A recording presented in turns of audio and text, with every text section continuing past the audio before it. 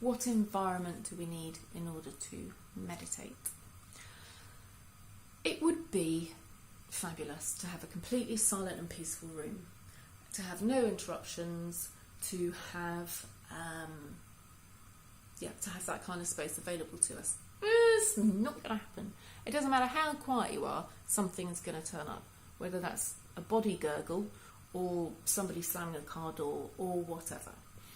So my best advice here is to try and stay away from what I call precious conditions. Precious conditions are this thing whereby I can only meditate if I've got my special cushion, my special music, my special incense, my special bell, my special temperature, my special time of day, blah blah blah. That is kind of moving away from the joy of meditation practice, which is that it's really, really mobile and portable. We can take it with us anywhere. We meditate in the supermarket queue. Not that we're doing much of that at the moment.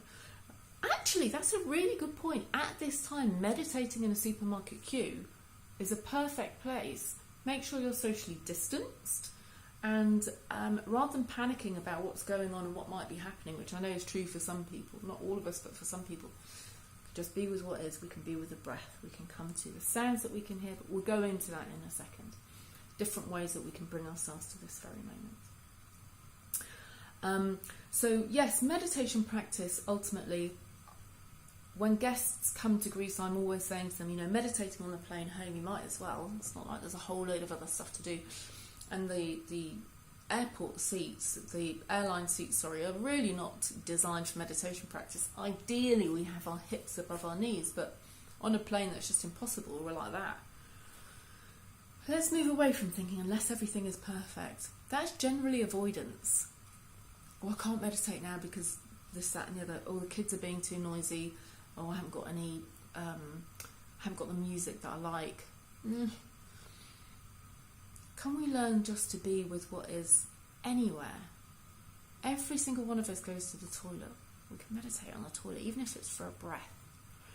And if we've got kids around and what have you, we don't have to sit and do formal meditation. We can practice our mindfulness, knowing what we're experiencing. I'm experiencing frustration. I'm experiencing tiredness, whatever. But we can incorporate our mindfulness into everything that we do. When we remember, we're not going to remember all the time. It doesn't matter so much. Let's also not make that a rod. I should have remembered to do X, Y, and Z today.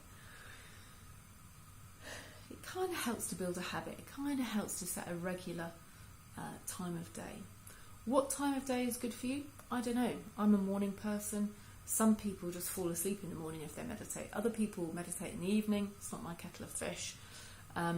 At the moment, I'm live streaming meditations on our Facebook page, which is facebook.com/Serenity Retreat. So I'm live streaming those at 10 a.m. and 6:30 p.m. every day. So you're welcome to join me then.